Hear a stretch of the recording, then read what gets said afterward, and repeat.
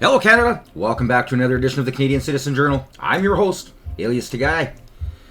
Well, kind of a lot going on here. We're gonna focus mostly on this interview that Prime Minister Harper had, and he drops a lot of realities on what's happened in the last 10 years, and of course how it's the same party, even though the leader may have a slightly different play on how he's going to push his agenda forward.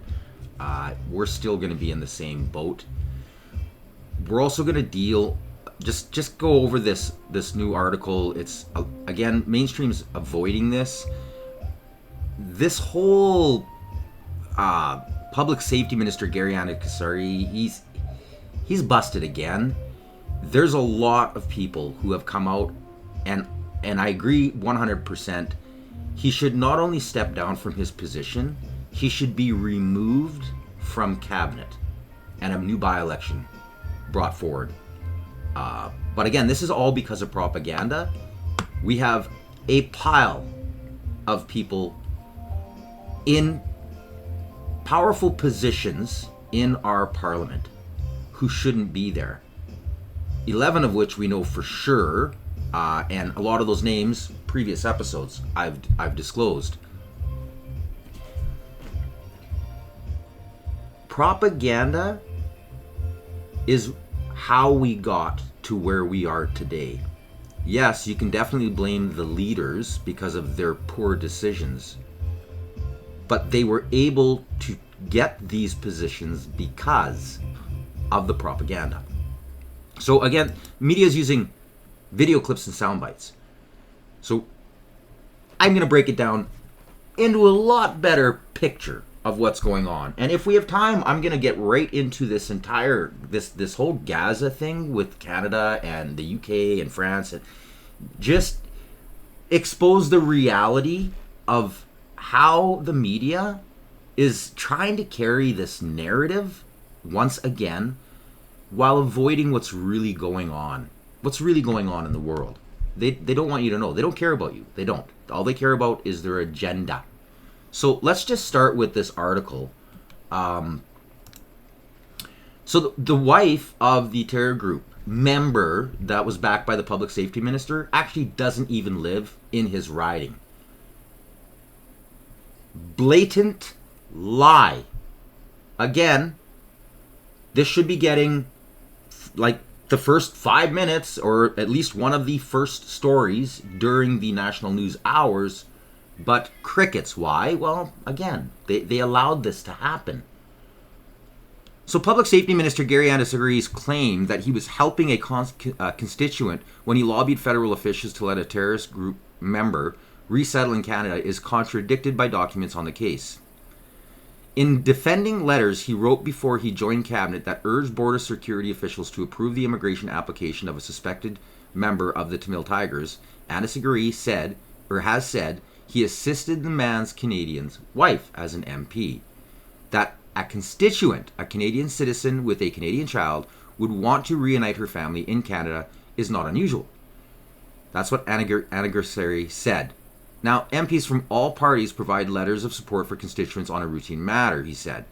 And he was sorry, or he was only executing his duties as a member of parliament, one that he believes constituents expected him to do. All lies. Court records and interviews indicate the woman is not Anakasari's constituent. Rather, she's a longtime resident of Markham, Ontario, which is outside his Scarborough Gilded Rouge Park riding. Her immigration tax returns and commercial receipts each list a Markham home address, and 2 additional letters of support she gave immigration officers were from a city councillor and MPP, both in Markham.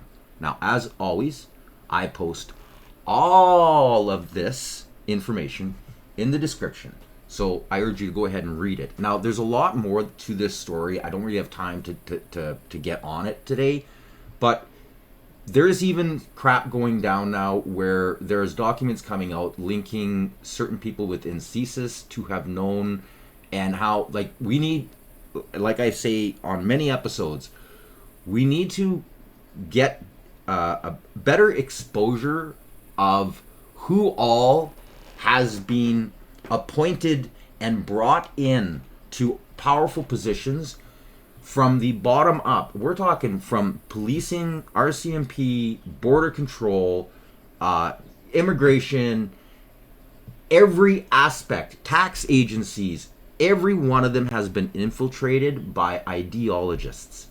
These people must be removed. We need to run on a constitutional basis of equality and freedom and get rid of these ideologues. These people are the reason Canada is just plummeting out of control. And again, all because propaganda is not talking about it. And that's why I created the channel. Sorry, so sorry. Just the news, or just the truth, just the facts. So, I'm going to start off with this trade deal. Took them all of an hour. And the largest trade deal on the planet has just been achieved. You would think Canada, longest border on the planet with another country, would be able to get a deal with its neighbors. You can literally walk across the street and be in the United States. But no deal for us. None at all. Instead, they're agreeing to open up their countries to trade at zero tariff. So that's a very big factor. Opening up their countries, all of the countries will be opened up to trade with the United States at zero tariff. And they're agreeing to purchase a vast amount of military equipment. We don't know what that number is, but it's the good news is we make the best military equipment in the world, so sort of you have to do that. I mean, until somebody tops us, which is not going to happen. We're way ahead of every other country in terms of the quality of the military equipment. You saw that recently in Iran, and you see that, unfortunately, you see that often for all the wrong reasons, right? So those things are 750 billion, 600 billion, opening up the country. We are agreeing that the tariff straight across for automobiles and everything else will be a straight across tariff of 15%. So we have a tariff of 15%. We have the opening up of all of the European countries, which I think I could say were essentially closed. I mean, you weren't exactly taking our autos, you weren't exactly taking our agriculture, and then you would have smaller things, but for the most part it was closed. And now it's open. It's open for our companies to go in and do a good job with it. I think you'll like them. I think you'll like it. And we will, very importantly, they'll be investing a lot of money, but the military is a big number, but that's one number we're not determining. It's going to be whatever it is, but they're going to be purchasing hundreds of billions of dollars worth of military equipment. They're very important. They're going to purchase $750 billion worth of energy. So that's going to be great. And $600 billion worth of investments into the United States over and above what they have. So, and I think that basically concludes the deal. I mean, those are the main factors. I don't think there are too many other factors, other than we're going to get along great. And we have a great relationship now with NATO, which is largely the same. I mean, not exactly, but pretty close, right? Largely. And with NATO, as you know, they're going up to 5% from 2%. And the relationship is very strong with NATO. So I just want to congratulate you. I think it's great that we made a deal today instead of playing games and maybe not making a deal at all. I think it's, I'm going to let you say, but I think it's the biggest deal ever made. Thank you very much. Congratulations. I wonder, who's playing games? Merci. You mentioned internal trade. Well, we're only days away now from that August 1st deadline of a trade deal with the U.S. How likely Is that right? You can update us on that. How likely I was is more the- focused on the $50 to the $20 on the, yeah. And we'll get to that, I Okay. promise. How likely is the deal by deadline? And what do you say to industry who are obviously anxious about this upcoming deadline? Yeah, let me start with the second part of your question, which is industry, businesses, Canadians. They are anxious and they are concerned. They don't deserve the uncertainty that's been thrust upon them. They don't like it. They like resolution, but they'd also like they want the right kind of resolution. They want a deal that makes sense for Canada, that makes sense for Canadian business, for Canadian workers. The negotiations are at a intense phase. It's a complex negotiation. You see with the various trade deals that have been agreed by other jurisdictions, European Union yesterday, Japan before, Indonesia, etc., the United Kingdom, that there are many aspects to these negotiations. We're engaged in them, but the assurance for Canadian business, for Canadians, is we will only sign a deal that's the right deal, that's a good deal for Canada. We're representing Canada, we're standing up for Canada.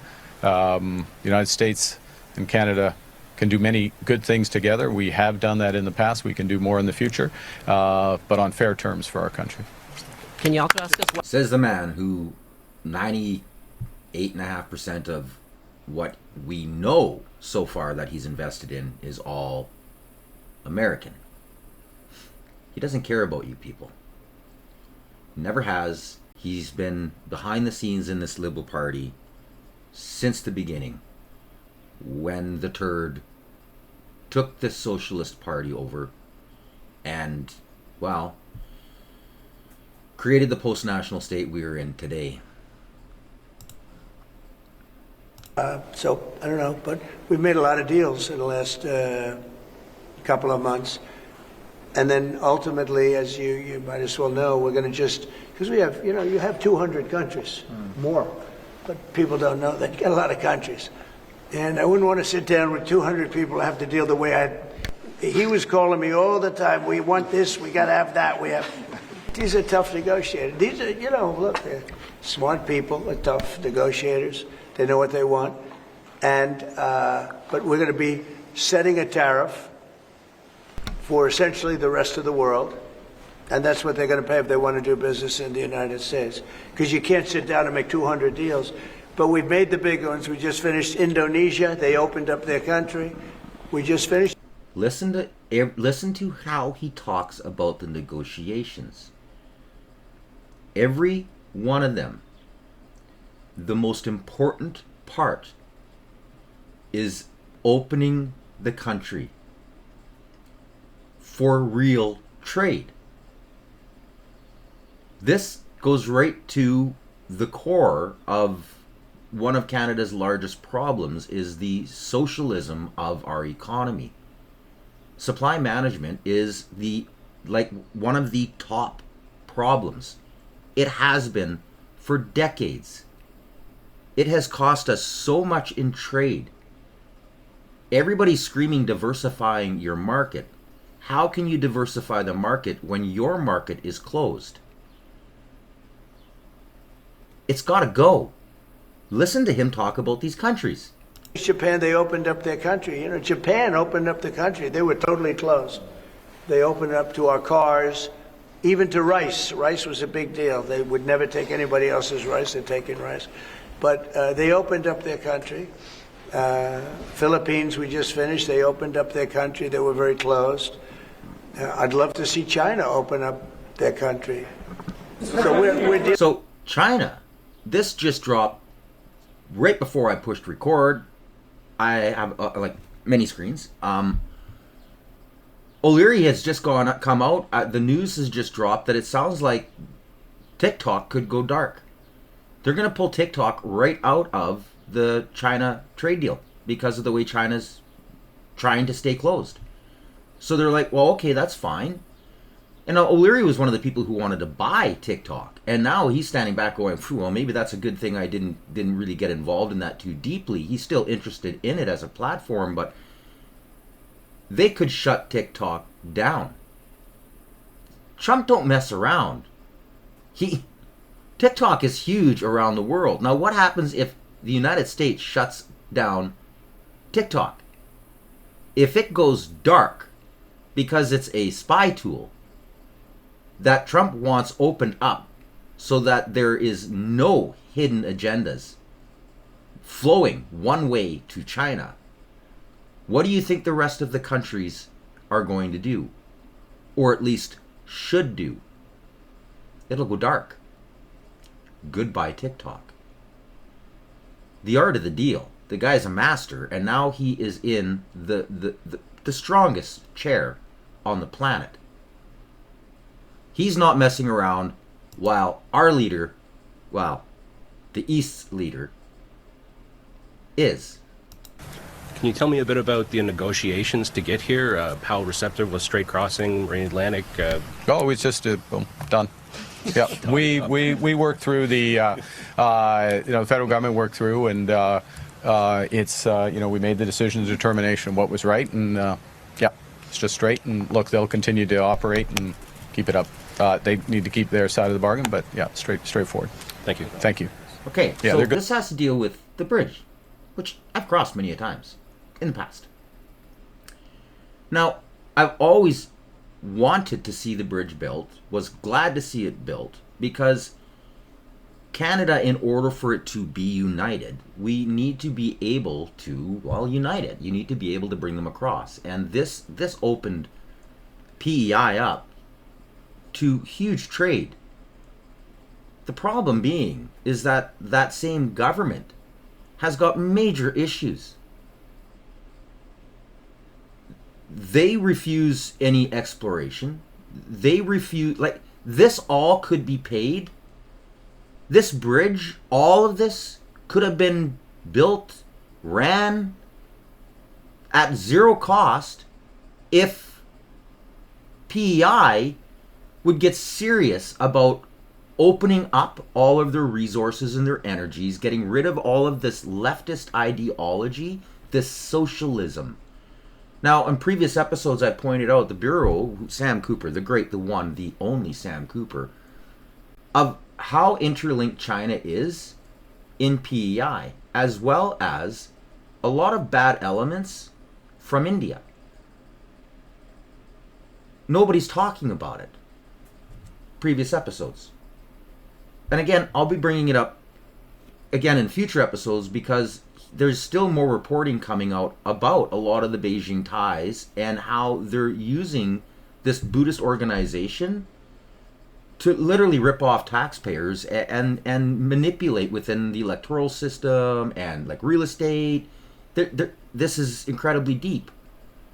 So, okay, now Canada, who's hugely in debt because of the last 10 years of this guy hiding behind the scenes, pointing all of this direction that he wanted, making hundreds of billions of dollars for himself and his investors,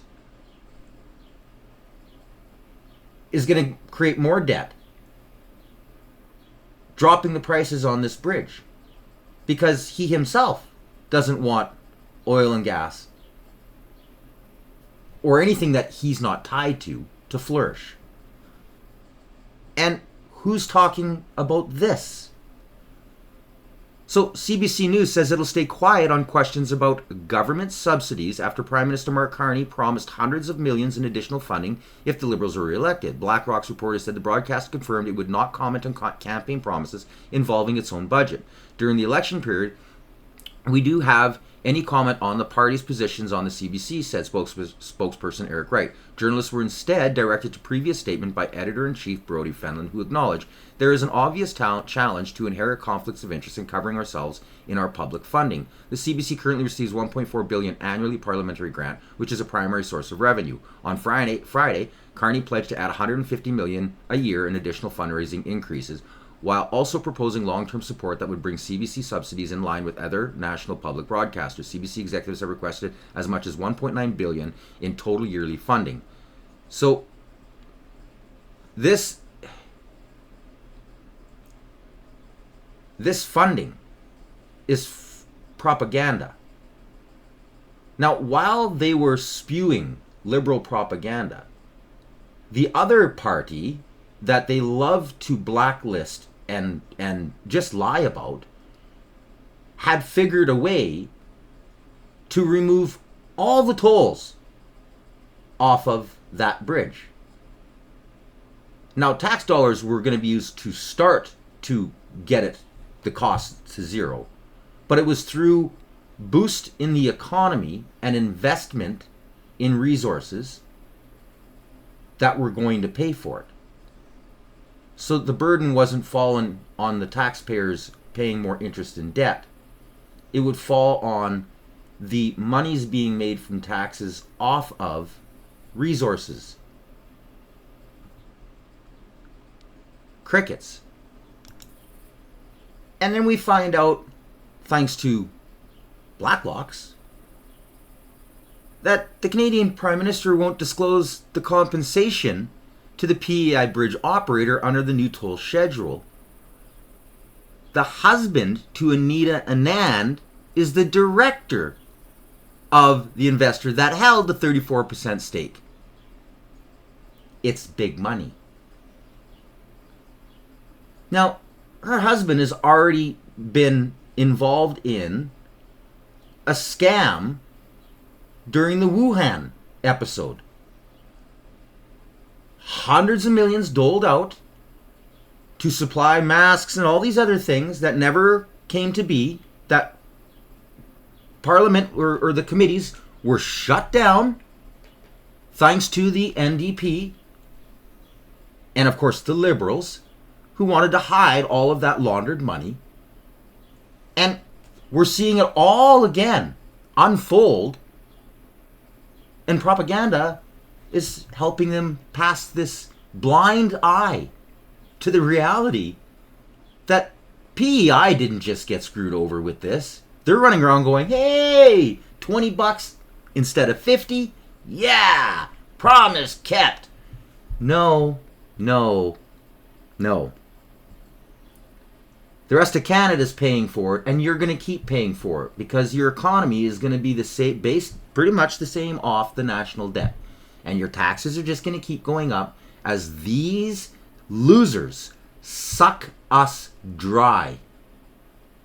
And they make millions upon hundreds of millions of dollars laughing at how dumb the majority of Canada is. And it's sad to say it that way, but it's propaganda that keeps people in that state of ignorance. If they don't know, how can they vote? If they don't really see what's going on, how can they make an informed decision? And here we are. Busy day, guys. Phone's going off the hook. It's been a crazy weekend. Anyways, let's dive into this. Harper, he is such a great prime minister. As I was prepared for this today, I actually thought about a conversation I had with President Lai of Taiwan last year, and I got to meet him, and this was just shortly after his inauguration, and he made the comment to me, where are you from? And I actually thought he'd be briefed, and, I'm from Canada, but maybe he got confused when he looked at me. I was too tall, maybe too brown, but he then quickly said, you have good neighbors. And I just got a glimpse of so many parts of the world do not have good neighbors. And I just thought of the plight that he experiences. And then I actually thought back to our amazing neighbor to the south of us and how good a neighbor we actually do have when you look at the world. And so I actually wanted, you are right honorable, you're Prime Minister, you got to have a great working relationship with President Bush, President Obama. Maybe give us some stories or insights to 500 of your closest friends here, of course. Yeah. So, look, it's interesting you say that. We sometimes forget it because we take it for granted. Prime Minister Netanyahu once said to me, Canada's the best position in the world in terms of security. Oceans on three sides, the United States of America on the other.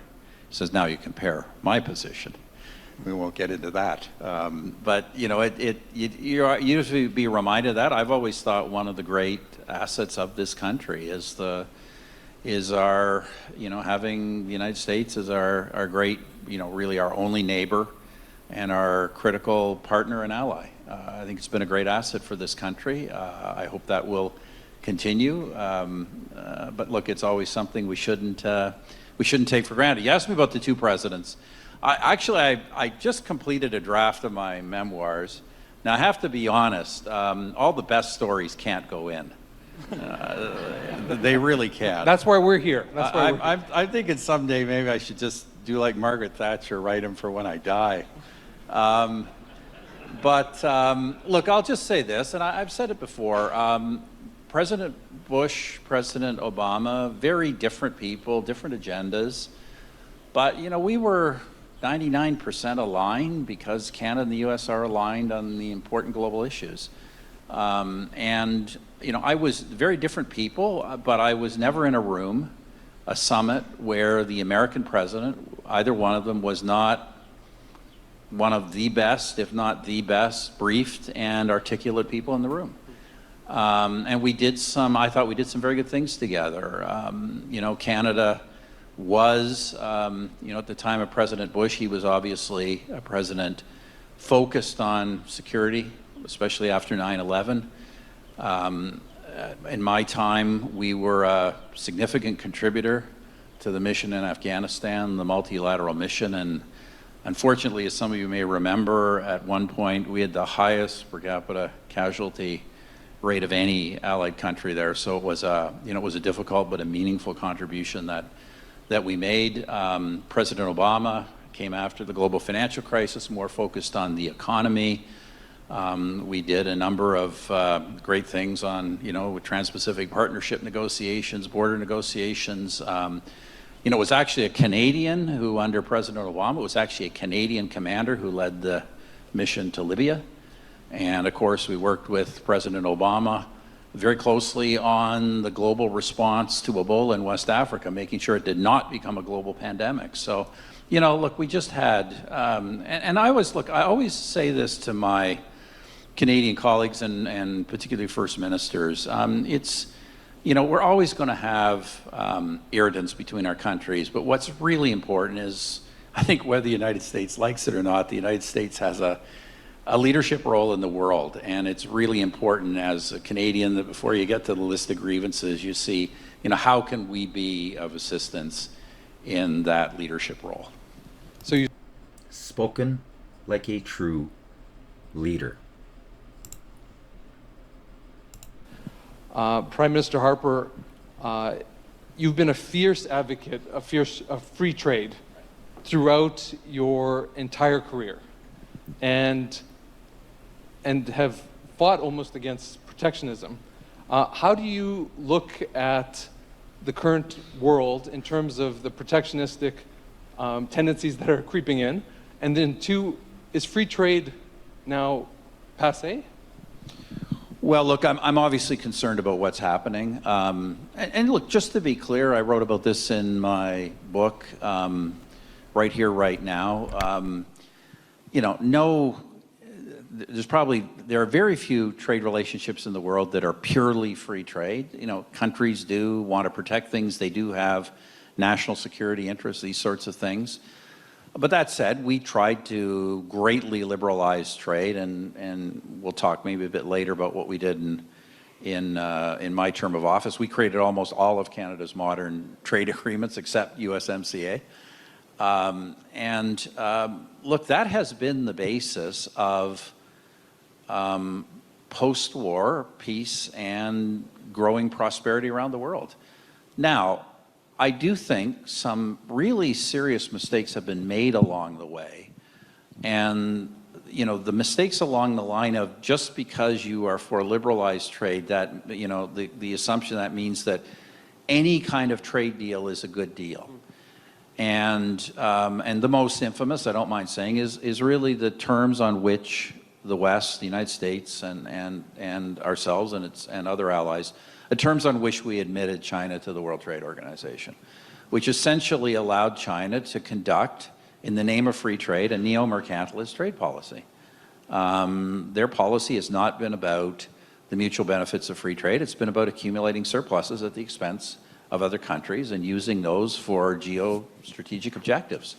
competitive objectives. And, and that, when they can sell to us and we can barely sell to them, like that's not a liberalized trade agreement. And it was a big mistake, and there have been some others. So, when President Trump says there's some trade relationships that have to be fixed, some national security considerations have to be brought in, and in particular the China thing, and there's some others, there have to be better reciprocal access. That's all true.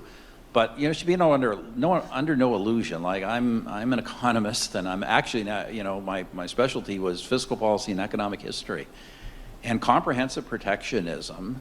The idea of using tariff barriers to raise revenue and comprehensively relocate industries, like this is a failed economic policy where it has been tried. And so I am worried about that general direction. I don't think everybody's going there, though. I don't think this country will ever go there. So you mentioned your focus on trade and trade deals while you were Prime Minister. Not everyone's always on the same page. How do you balance the interest of the country with the priorities of other nations as you get to those deals? Well, we're sort of indirectly talking about President Trump and the Art of the Deal, which is a good book, by the way. But actually, I did in my career, a bunch of political deals and trade deals, and now I do business deals. And I actually think I'm a pretty good deal maker. And the key to deal making is win-win. Like that's really the key to deal making. When I hear people say that the idea of a deal is they can get up on a podium and explain how the other guy lost, like that's actually not how you make a deal. I always used to say, I never made a deal with anybody without, first of all, trying to understand him before I got to the bargaining table what the other guy really wanted and needed. And then being able to, on the day we announced the deal, political, trade, whatever, being able to say not just why we won, but why he won too. And so I just think that's really that's a really critical lesson that I'm worried is slipping through fingers these days. This year, and you have been in India, I think at least once every year since being in office. More than once, yeah. Sometimes several times. So you talk about China, and the counterbalance in many ways is India. Maybe just share why do you keep coming back?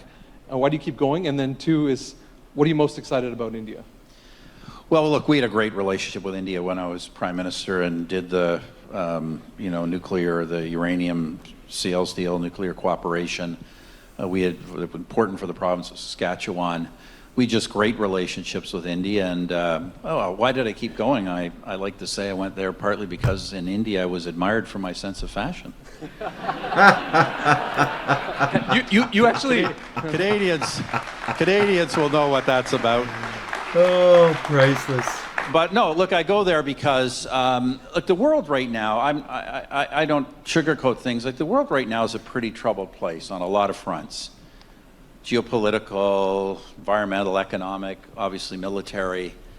There aren't a lot of really, really good news stories in the world right now, and one of them is India. India is one of the rare countries, democratic countries these days, that has, whether you like Modi or do not like Modi, a leader who's in a strong political position and moving his country forward in a very clear direction. And that's not that common these days. It's, the Indian economy is booming. Now it's very uneven, but overall booming. And I have been saying, I've been saying for 20 years, I was a minority 20 years ago, less of a minority now, saying that India is the better longer term bet than China. Because I just think that over time, democracies create better, balanced, more inclusive, sustainable growth patterns. That's my view. Nobody thought that 20 years ago. People, I think, are starting to come around on that. But it's a booming place. I say rare in the world. Very difficult still to do business in, but a rule of law environment. And I do think longer term, because it is a democratic nation, it will be it will not be an ally like, North America and Western Europe, but it will be a more aligned country in the future, what I think is going to be an increasingly difficult world. You mentioned fashion, and you happen to be at the wedding of the decade. All right, I'm going to scroll ahead here. Just in another day in the life of. Mr. Prime Minister, when you look... This is a good thing about being former Prime Minister. You could do this kind of stuff. Couldn't do this as Prime Minister. The government would have made me pay for my travel and everything. But anyway. Oh, another good dig. Ha, ha, ha, ha, ha. True. So one of the things that's been interesting... this resonates with a lot of legislators here. They feel that. They feel that. Yep. It can be pretty good out of office, actually. Don't kid yourself. One of the things that's been interesting is that in May, for the 4 consecutive months, trade with the U.S. has actually gone down from Canada, including that month. It went up 5.7% to other parts of the world. So I wanted to get your perspective on what's the longer-term view in terms of trade from Canada, and then also what would you want to tell our American colleagues here? Yeah, look, really good question. You have to be careful about interpreting too much from month-to-month data because there's a lot of noise, a lot of natural fluctuation in that. I think we all are aware, certainly anybody in the airline, hospitality business is aware of the decline in Canadian vacation travel to the United States. It's been very dramatic. Look, I'm just gonna put it in this context, just so everyone understands. I think it's fair to say, probably the most pro-American Prime Minister in Canadian history.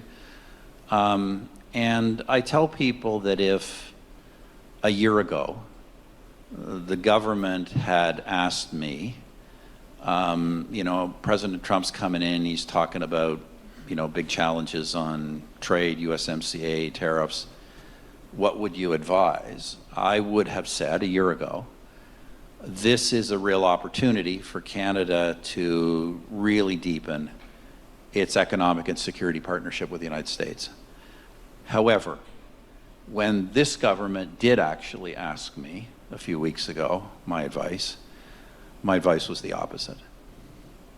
My advice was, yes, on the economy, we've got to kind of get something short-term worked out with the Trump administration, but this really is a wake-up call for this country to truly diversify its trade export markets. That's why we did sign the trade deals all around the world, Europe, Asia, Pacific, the Americas. And Canada has been, to be blunt, this is nothing against the U.S. The reality is, independent of the current disputes, Canada has been, to use business term, and I'm in the investment business now, we have been grossly overweight the United States as a country, and there is no reason for that. Just because we have that geographic proximity does not justify the degree of dependence that we have on a single market, which is sometimes disadvantageous. And the other thing, in terms of security, my advice to the government is, yes, absolutely, spend more on defense. We should have been doing it all along. But while we spend a lot more in defense, while the border is a shared responsibility, let's make sure we spend a lot more on defense so that we can be independently responsible for our own land, seas, and skies, independent of the United States. And I'm just going to tell you right now, one political role I still have, I chair the Global Federation of Conservative Parties, and I can tell you that this is the advice every allied capital is getting from everybody like me that they talk to. And this is not ideal, but I just think it's a reality. The cat's out of the bag. You can't, or toothpaste is out of the tube, whatever you want to call it. You can't put it back. I think it's unfortunate. I think in the long term, this direction will weaken the free world more than it will help it, and it will, I think, ultimately weaken the United States as well. So I think it's unfortunate, but that is the reality of the situation that, that we have to deal with. So we have state legislators. So he's such a humble guy. He didn't take credit for a lot of the things that he was already trying to put Canada in a place of global trade, which all came to a crashing halt when the new Liberal Party took over. He was pushing for Energy East so we could be completely independent of any type of sanction or the environmental ideology shutting us down from our own products, like what's going on in Ontario. This has been just a growing dispute between a couple states. This whole anti-oil, if they shut that pipeline down, Ontario and Quebec is in huge trouble. He knew this because this dispute was already coming up when he was in power. Thus the push for Energy East. But at the same time, he was also promoting Keystone. He knew that trade with America was good because of where they are, and geographically we are linked. We are inexplicably linked together. As well as trying to get our products overseas because he saw the power that it would give Canada through wealth. If you drop the taxes on people and you increase the productivity, you make record sums of money through the taxing on all of these different resources going out to these countries. It is a form of a tariff. It's just not called a tariff, it's called tax revenue. So he sees things through the financial lens of the business corporate sector.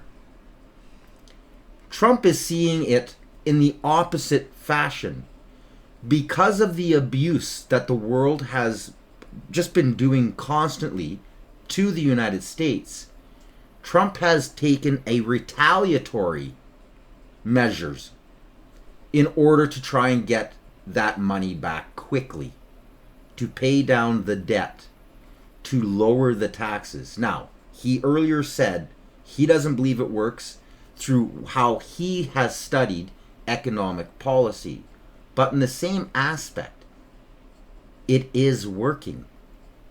And while he was saying this, while this whole interview was going down, what he said actually was proven wrong. Because huge deals are being signed with an agreement of tariffs. Because in order to play ball, that has to be reciprocal. So not only is Trump getting these countries to open up to a real free trade system, obviously benefiting the states more, that's what Trump wants, but the measures of the trade and the tariff fall on how open those countries allow this trade system. So they're two completely different ways of looking at the economic viabilities. But his economic, knowledge has just been shuttered for the last 10 years. Just like a lot of other countries, as we saw this leftist, just green zealot movement, the global cabal take over all of these great other nations. And now Trump, the way that he's dealing with it is the only way in which he can, which is retaliatory. And I agree with 99% of what Harper says. But I think he fell off the bridge when he was stating that. because he was stating it, like I said, to his own way that he was developing our economy. And that's all gone. And now we have lost an entire decade where his policies, if propaganda wouldn't have been there and the reality of what the Liberal Party had become was truthfully exposed, we wouldn't be in this position. So he's right, but yet his economics don't fall on the same line to what Trump is doing. Trump is winning. Canada has already lost. And when you have the same party who put us here, who is now still in power again with it's a new leader, it's a new party. No, it's not. It is going to take us years to try to gain at least a solid footing, let alone any type of control of our economy. We are married to the horrible decisions made in the last 10 years, which has completely decapitated us in any way of being able to make a good, strong deal for Canada. We are going to have to capitulate. We're going to have to negotiate. And we're going to have to give up certain things. And hopefully this government doesn't do what they did in the first USMCA deal by screwing a lot of Canada over for the milk cartel, for the supply management system. This is where people need to write their MPs and tell them that the fact that they legislated that to protect that supply management and pull it away from any type of a trade deal has completely caged us in from any type of global trade and diversifying our markets. And I wish that the person having the interview would have dabbled more on this, because I think Harper wanted to talk about it, but he was never really allowed to. So again, I post everything. I post a link to this. You can watch this in its entirety. And I urge, like I always say, I urge you all to get all the information you can. This is a great interview. It was missing a lot of key aspects that I thought should have been asked, but it is what it is. At least we got to hear, kind of his versions of things in an off-shot way. Because, like I said, he's fairly humble. And even though he was throwing digs at Governor Turd, I think in its entirety, if you watch the whole thing, you'll see how it does expose that this lost decade has really destroyed our nation. It's going to take us 30 years to get back the 10 that we've lost. It's an accumulative process. And now we are dealing with people like EB and the rest of them who, they're run by the Green Cartel. The same cartel that, our new glorious Eastern leader is trying to really rivet us to. And it's to our demise. Now I just want to show this little clip that this is... Good morning, Prime Minister. Good morning. So good. Yeah. I started? You're starting. You're starting. That's right. I'm standing by this. Now, Check. That's right. I was told all this. so when you're watching any of these little Good to go? clips, I wanted to show that. There's nobody there. There's no fan support. There's propaganda on behind the cameras, and there are the socialists in front of the cameras. This entire interview, even though there were some pretty good questions that came out of it that I used in this episode, just wanted you to really see that. This whole thing is liberal propaganda. All propaganda. Now, I'm going to move ahead. Wayne Thibodeau from CBC News Network. Wayne. Hi, Prime Minister. Good morning. Emmanuel Macron has announced that France will fully recognize Palestinian statehood later this year. Will Canada follow suit? And if not, why? Now, Keir Starmer has just announced an hour and a half ago that he is also he's going to join Macron and push for Palestine to be recognized as a state. So, Well, the first thing is to recognize the scale at which we do and deplore the scale of the humanitarian crisis in Gaza. Also the challenges in the West Bank, the lack of respect of the territorial integrity of Palestine in the West Bank. We've condemned what has caused this situation. It starts with Hamas and the deplorable terrorist attacks of October 7th.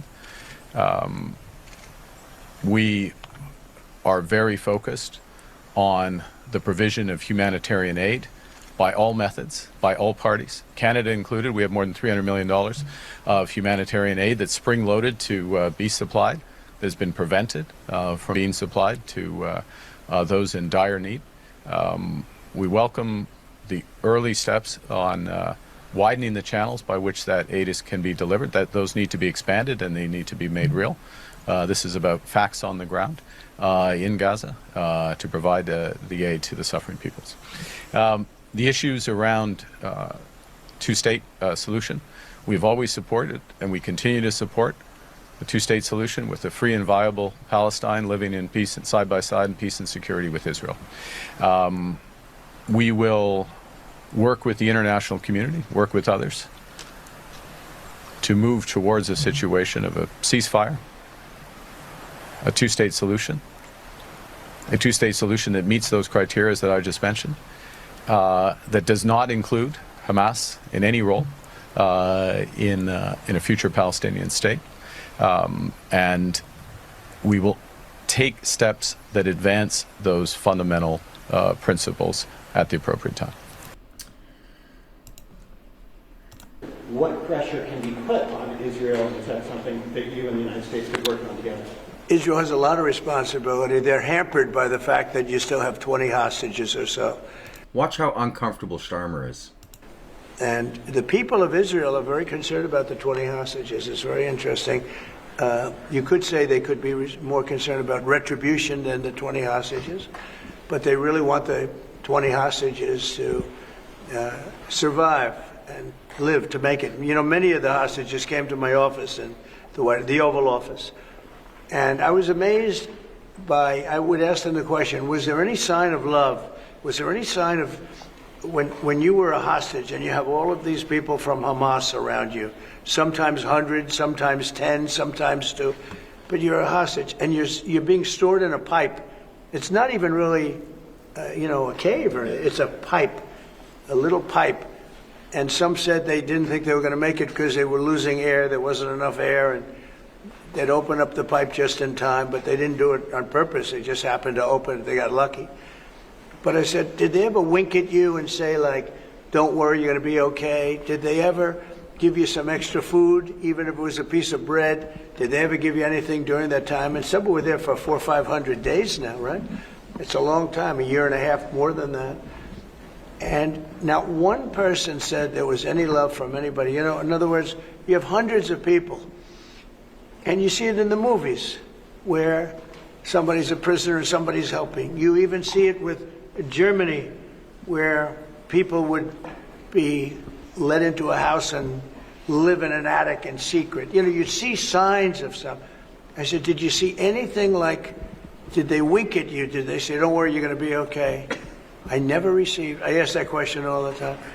I've never received one answer that said, yeah, they really wanted to help. No, the hatred is just incredible. But certainly access to food. What happened to Yemen? This has been going on for over a decade.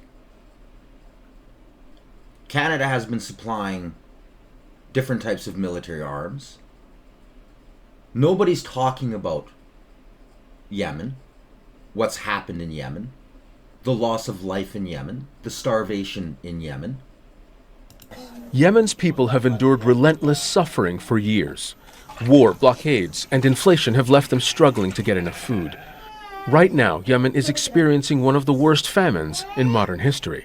Millions face starvation. The UN is warning the latest U.S. airstrikes and threat of more could make their suffering even worse. People were safe in their homes at dawn when the airstrikes hit civilians. There are injured people in hospitals, and even those who were already sick panicked because of the bombing.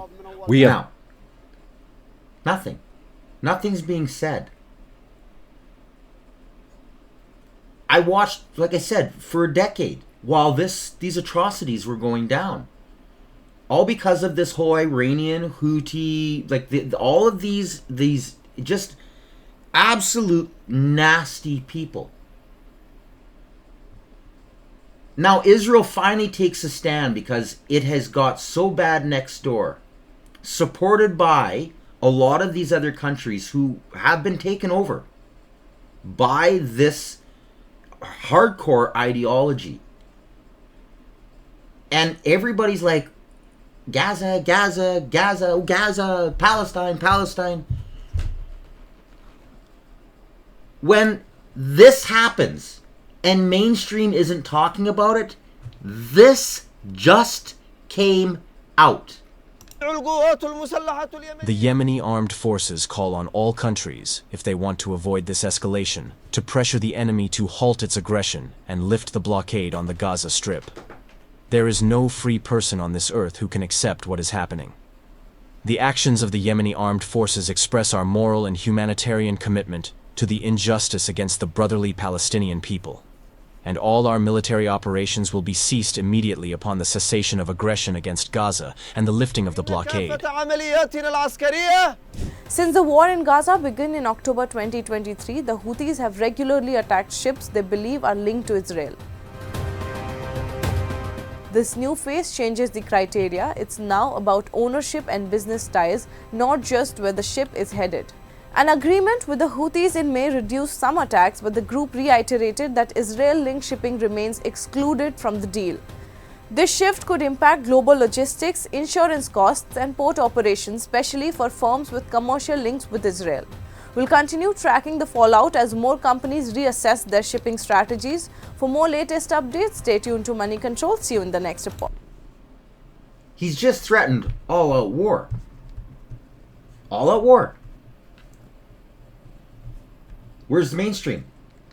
This is the guy that took over Yemen, who has caused the largest starvation and humanitarian, what has been going on there for a decade? And the propaganda is just out of control. Gaza continuing because Hamas is still refusing to accept the ceasefire deal on offer, and Hamas is still refusing to hand over the hostages they still hold, living and dead. And after Hamas attacks and aid distribution centres, of course, run by Israel and the US, and those attacks have created uncertainty around aid delivery. Well, with all this unfolding, international pressure is growing on Israel over claims of starvation in Gaza. This despite clear statements from the Israeli Prime Minister Benjamin Netanyahu that there is no starvation in Gaza, because thousands upon thousands of tons of aid has been trucked and parachuted into Gaza for month after month. But around the world, people are not accepting the information coming from Israel. They are forming their views based on other sources. But we need to make sure that people who are innocent, including the young boy who people will have seen that image of, just breaks your heart. A 1-year-old boy is not a Hamas fighter. People in Britain are revolted at seeing what they're seeing on their screens. Like everyone, I'm very distressed by the images I've seen. Some of those kids that's real starvation stuff. I see it. And you can't fake that. This young boy, there are various images of him. It has been very powerful. It clearly has stirred a lot of global reaction. I mean, how have these sort of images made you feel personally? Well, it's not just that image, but many of them just break your heart. Yeah, images. Images are the reference point for so many world leaders. In fact, even the extreme left is now citing Donald Trump as a truth teller on Gaza because of his response to the images. That's how surreal this debate has become. These, of course, are images that come out of Gaza. Images approved in the main by Hamas, organised, approved and described by Hamas, part of the terrorist group's active propaganda machine. And this propaganda push has seen many people refer to this image, this harrowing image of one-year-old Mohammed al-Matuk. But as I explained here last night, this poor little boy suffers from cerebral palsy and other conditions. A terrible plight, of course, especially in a war zone. But it's not a simple matter of starvation then, is it? As we can see from this wider shot, clearly Mohammed's older brother Jude and his mother are not starving.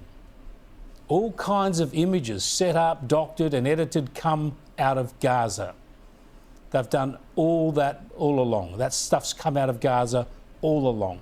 Hamas controls the information and it provides the media narrative. Too many in the media and politics go along for the ride. They love the anti-Israel narrative. No one can sensibly use these images or this information as proof of mass starvation. But so many do. They run the information and the context provided by Hamas, an Islamist extremist terrorist group.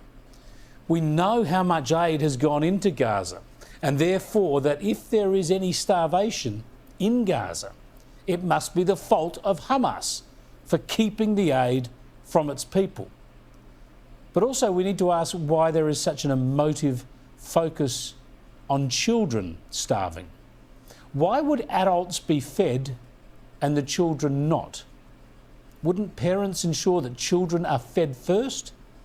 This just points to the propaganda element of what we're seeing. There's much that doesn't add up. And none of this is to deny, of course, that people are suffering. It is terrible. Of course, the war must end. And of course, as bizarre as it is, in this conflict, Israel has a responsibility for feeding Palestinian people while combating those people's government and their military leadership. But the hysteria about starvation is clearly calculated, clearly part of a propaganda campaign, and obviously it's working, with more pressure again falling onto Israel, while Hamas, the real persecutors of the Palestinian people, are hardly mentioned. So he nailed it. Now, he's not saying that starvation isn't happening there. It is happening there. But mainstream is blaming Israel and the states. When right in the pictures you can see, again, propaganda. You have to be able to look at things carefully and understand the video clips and sound bites. To do the research to find it in its whole and then go, whoa, well, that's a blatant lie. Now, every single thing that comes out of Palestine, every single thing is propaganda. So when you have people like Macron, Carney, Steimer, all saying that they're going to support this Palestinian state and the government therein, who are you supporting? This is the battle that is really happening. The ignorance to allow us to repeat this entire history again, or are we actually going to stomp it out? So while this is all going on, nobody is talking about some of the new footage that has been released. Once again, propaganda doesn't want you to know. This is footage from an underground tunnel, another one found, that goes on for over a kilometer. It is packed with weapons and explosives. So the IDF troops that are operating in Khan Yunis uncovered and dismantled a 15-meter deep tunnel used by Hamas to store AK-47s, RPGs, and explosives. Check out this tunnel, people. These are all over, all throughout Palestine. This is Hamas. This is what they have to remove. They can't allow any of these to stay, because the only people who know where they are part of the Palestinian government. And they will use them again. Food stores, weapons caches, prisons, all buried. But instead, you have people within the UN and government organizations that are trying to obscure from the reality and get back to this war, fear, hate, and division. They've ignored Yemen for how many years? But now this is bigger.